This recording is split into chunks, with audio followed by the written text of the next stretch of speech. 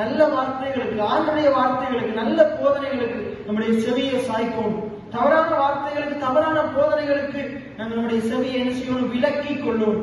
நல்ல காரியங்களுக்கு செவியை சாய்க்கணும், தவறான காரியங்களுக்கு செவியை விலக்கணும். நீங்க வெற்றியுள்ள ஒரு வாழ்க்கை வாழணுமா இருந்தா இந்த தேவனுடைய சுவிசேஷத்தை, இந்த சத்தியத்தை நீங்க கேட்கறதுக்கு அதிக நேரத்தை கொடுக்கும்.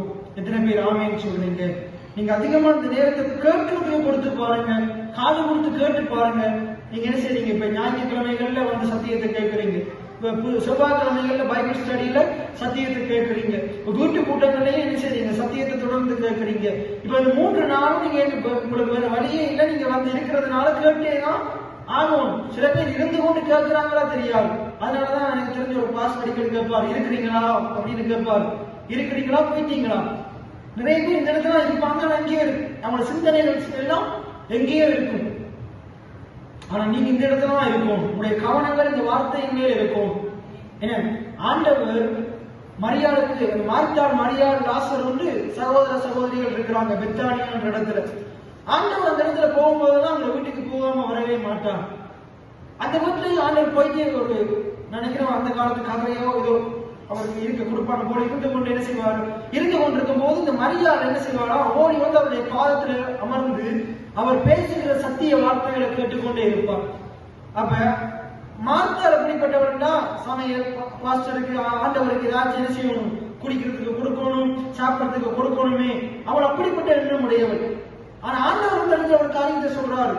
என்ன ஆண்டவர் ஒரு காரியத்தை சொல்றாரு? மரியாள் தன்னை விட்டு எடுபடாத நல்ல பங்கை தெரிந்து கொண்டார். என்ன செய்தார் மரியாள்?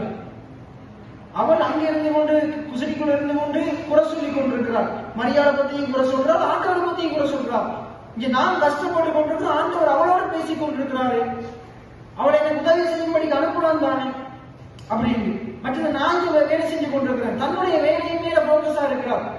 என்ன அங்க இவள் பாரு வந்து எனக்கு உதவி செய்யாம இந்த மரியாதை என்ன செய்யறான்? அங்க இருந்து ஒன்று கதை கட்டு கொண்டிருக்கிறாரு. அவளுக்கு ஆண்டவர் பேசுறது கதை மாதிரி இருக்குது. இன்னைக்கு நிறைய பேருக்கு பிரசங்கம் என்றது எப்படி இருக்குது?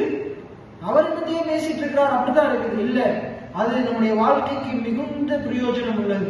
நம்முடைய வாழ்க்கைக்கு மிக அவசியமானது என்னது? வார்த்தை தான். எத்தனை பேர் ஆமைன்னு சொல்றீங்க? நமக்கு நிறைய பேர் நினைக்கிறாங்க வார்த்தையெல்லாம் தேவையில்லை. பைபிள் என்ன சொல்லி இருக்குது?